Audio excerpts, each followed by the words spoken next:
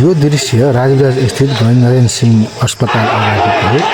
यहाँ अहिले सुरक्षाकर्मीले अस्पतालमा तोडफोड गर्न आएकाहरूमाथि यो भगाउने प्रयासको क्रममा यसरी सुरक्षाकर्मी परिचालन गरिएको छ।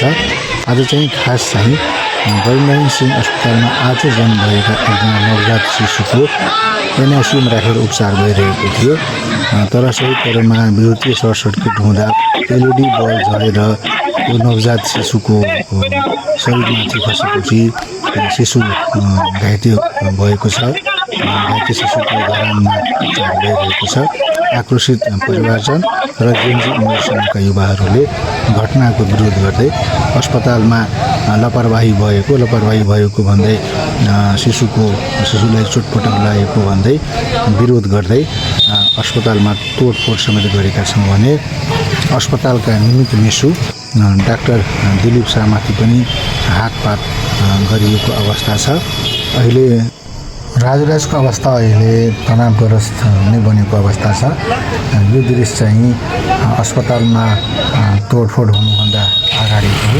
डाक्टर सुरक्षाकर्मी परिचालन गरिएको थियो भने अहिलेको यो दृश्यमा जेनजी उमेर समूहका युवाहरूले अस्पतालका कुर्सीहरू तोडफोड गरेपछि त्यसलाई जोगाउने सुरक्षाकर्मीले प्रयास गरिरहनु भएको छ।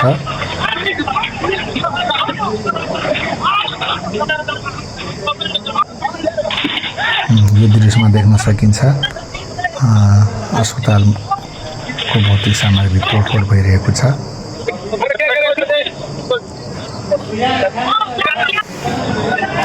यो दृश्य चाहिँ अस्पतालमा तोडफोड गरिएको दृश्य हो। यो चाहिँ अस्पतालको आकस्मिक कक्ष हो। यही कक्षमाथि एनआइसियु कक्ष राखेको छ। यो एनआइसियु कक्षभित्रको केही बेर अगाडिको अवस्था हो। यही एनआइसियु कक्षमा नवजात शिशुलाई उपचार गर्न राखिएको थियो। तर यही एलइडी बल्ब झरेर शिशुमाथि लागेको थियो। शिशुको टाउको सहितका शरीरका भागमा गम्भीर चोट लागेको छ। शिशुको अहिले धरानमा उपचारको लागि पठाइएको जानकारी प्राप्त भएको छ।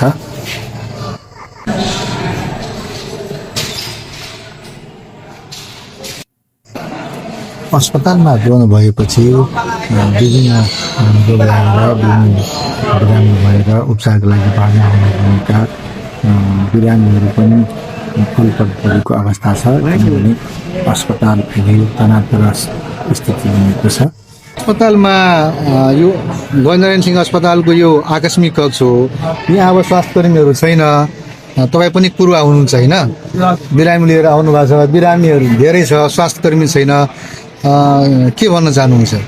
म त यही भन्छु सर, हुन चाहिँ एउटा अब दुर्घटनाको रूपमा भएको यहाँ प्रत्यक्षदर्शी हामीहरू नै हो, हेर्न चाहिँ हेरेको हो। प्रत्यक्ष रूपमा दुर्घटनामै त्यो कुरा चाहिँ परिणत गर्दा पनि हुन्छ। तर अहिले जुन कन्डिसन भयो नि, त्यो कन्डिसन अहिले विरोध गर्नुभन्दा विरोध चाहिँ राम्रै कुराको लागि हुन्छ।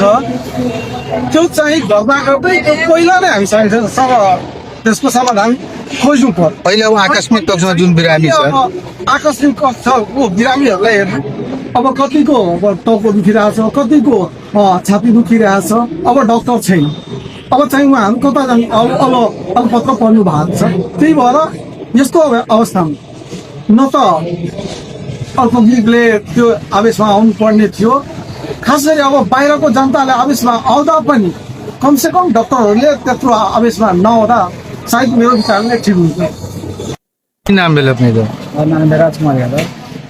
के भेल? के चाहिन्छ अस्पतालमा? के भेल?